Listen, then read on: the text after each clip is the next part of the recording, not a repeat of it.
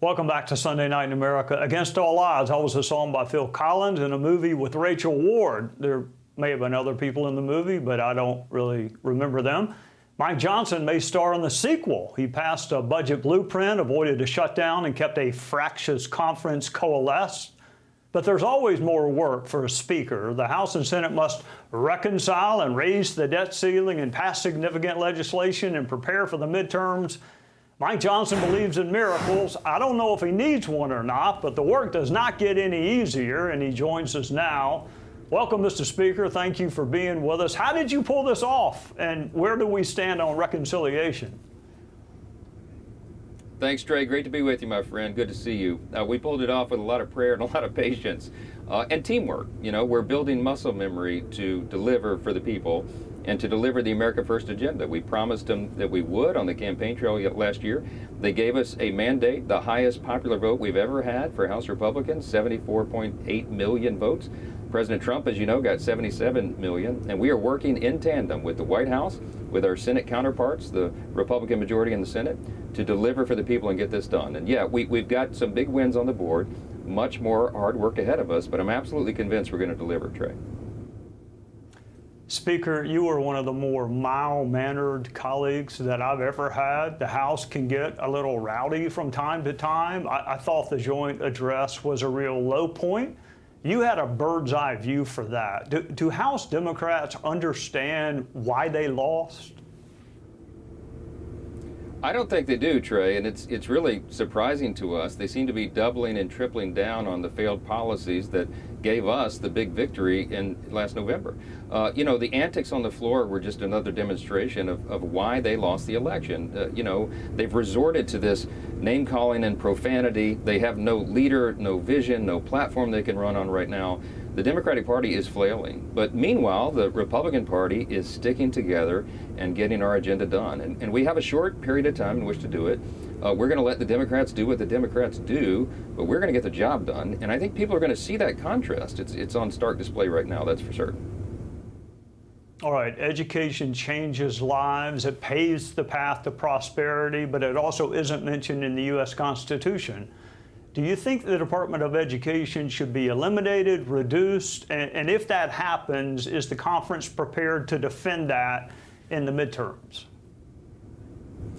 We are. Look, I applaud what President Trump is doing. He is once again checking a box, fulfilling campaign promises, and frankly, delivering upon a big principle that we've all been advancing for a long, long time.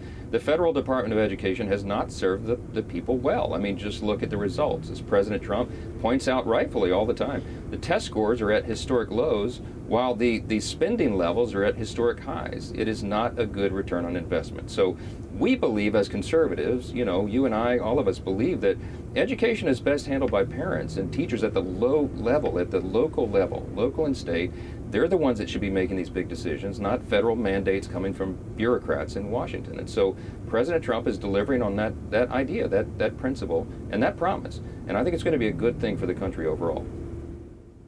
All right, Speaker, before you were the Speaker, you were considered to be an expert on the Constitution. I guess you still are. You were somebody that your peers looked to when there were constitutional questions, and there are some now. There's talk about branch integrity, branch equilibrium, executive overreach. I mean, groups sued Obama and Biden, and now groups are taking this administration to court. So as a constitutional law expert, what are the limits on executive power? And is this tension we're seeing really what our founders envisioned and built into the system?